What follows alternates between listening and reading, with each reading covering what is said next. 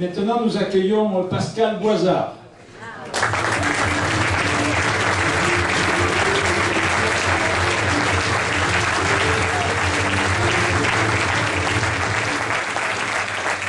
Il n'a presque pas besoin de l'estrade, mais bon.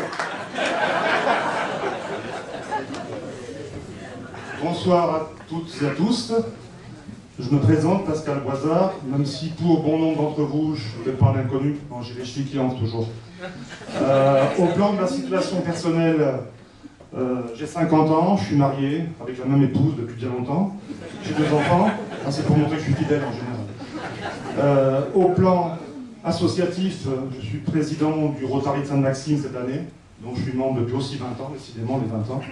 Ça me poursuit. Au plan professionnel, j'ai été expert comptable et commissaire aux comptes pendant un peu plus de 20 ans, encore, à Sainte-Maxime toujours. Aujourd'hui, j'ai bifurqué, je suis conseil en gestion de patrimoine, et plus particulièrement en matière juridique et fiscale, toujours à Sainte-Maxime, bien entendu. Accessoirement, oui, j'ai quand même été adjoint aux finances, désolé, ça arrive des fois, dans le mauvais camp. Pour autant, j'ai pas l'impression d'être un traître, je vais vous expliquer pourquoi. Assez rapidement, je me suis rendu compte que j'avais des idées fondamentalement différentes, divergentes, voire à l'opposé. J'ai résisté jusqu'au moment où mon principal interlocuteur, à savoir le directeur général des services, M. Alain Riquet, dont j'étais, je pense, devenu ami, qui m'inspirait une confiance gigantesque, qui jouait les garde-fous, tant en ce qui me concerne que par rapport donc, aux finances communales. Il a été, je dirais, vulgairement limogé, et je devrais peut-être dire lourdé, brutalement, de façon inqualifiable.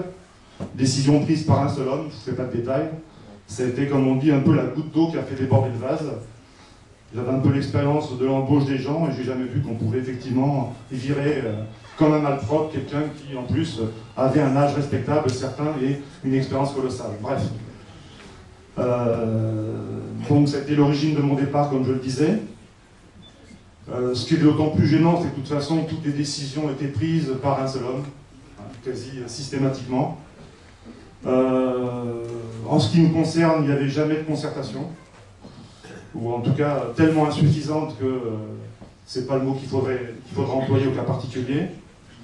Moi, je suis un homme de l'ombre, je suis un homme de chiffres, de dossiers, et en aucun cas un commercial. Donc moi, je ne suis pas capable de promettre à tout un chacun tout n'importe quoi, hélas. Hein. Chacun son rôle. Que dire de plus, si ce n'est que aujourd'hui, donc, j'ai la conviction d'avoir fait le bon choix. Hein. On apprend à connaître les gens parfois dans l'adversité, ce qui finalement n'est pas plus mal.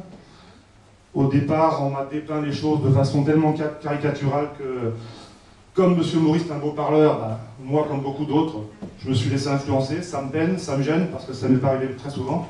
Bon, au cas particulier, j'avoue.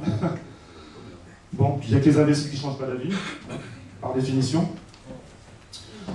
Pour ce qui est donc des finances communales, c'est quand même a priori pour ça que j'ai rejoint l'équipe de Bernard Roland. Donc j'ai la prétention de dire qu'on va essayer avec, il est quelque part, mon ami Roger Garcia, de former un double choc. Voilà, on va essayer. Hein.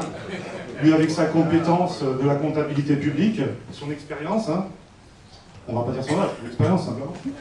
Et moi, modestement, compte tenu donc de mes quelques compétences en matière de comptabilité peut-être plus privée et d'ordre patrimonial. Alors que dire encore si, ce qu'on peut dire ensemble, à titre d'exemple, parce qu'on nous rabat quand même pas mal les oreilles avec une situation d'endettement, quelqu'un qui est professionnel, il y a quand même beaucoup d'artisans, de commerçants, voire gérants de société dans la salle. Si je vous parle de votre situation de trésorerie, je ne vais pas en tirer grandes conséquences. Si je vous parle d'endettement, ce n'est pas suffisant non plus. Mais si je vous parle de vision patrimoniale du bilan, vous allez un peu plus comprendre quelque chose. Si j'ai des actifs qui dépassent le montant de mon passif, a priori c'est un peu mieux que d'avoir un tout petit emprunt, par exemple, mais sans actif du tout. Donc Monsieur Maurice, s'il veut des cours, je suis à sa disposition. Enfin, on l'expliquera de vive voix une prochaine fois, parce que je pense quand même que ce sera le maître mot de la démonstration et qu'on aura tout loisir de revenir sur le sujet dans les prochaines réunions. Merci de m'avoir écouté.